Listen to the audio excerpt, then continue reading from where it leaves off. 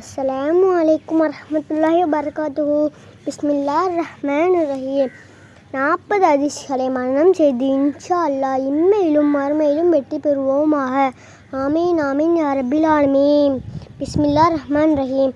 இன்று நாம் காண இருக்கும் 4வது ஹதீஸ் என்னவென்றால், ஈமானை தின்றுவிடுமா?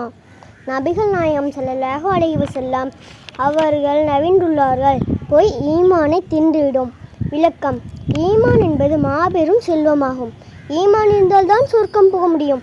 ஆனால் அழியக்கூடிய உலக விஷயங்களுக்காக நாம் அடிக்கடி போய் கூறுகின்றோம்.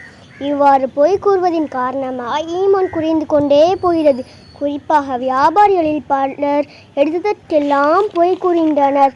ஒரு மனிதன் ஒரு பொய் கூறினால் பொய் கூறுபவனை விட்டு 1 மைல் தூரம் ரஹ்மத்துடைய மலக்குகள் தூரமாய் விடுகிறார்கள். ரஹ்மத்துடைய மலக்குகள் நம்மை விட்டு ஒதுங்கிவிட்டால் நம்முடைய வாழ்க்கையில் எவ்வாறு ரஹ்மத் உண்டாகும்? ஒருவருடைய வாழ்க்கையில் அல்லாஹ்வின் ரஹ்மத்தே இல்லை என்றால் அவருடைய அழிவுக்கு வேறென்ன தேவை? பொய் அழிவை உண்டாக்கும், ஆனால் உண்மை வெற்றியை தரும். எனவே பொய் கூறுவதை நிறுத்தி உண்மையை பேசுவதற்கு அல்லாஹ் தௌபீக் செய்வானாக. ஆமீன் ஆமீன் யா ரப்பில் ஆலமீன். அஸ்ஸலாமு அலைக்கும் வரஹ்மத்துல்லாஹி வபரகாத்துஹு.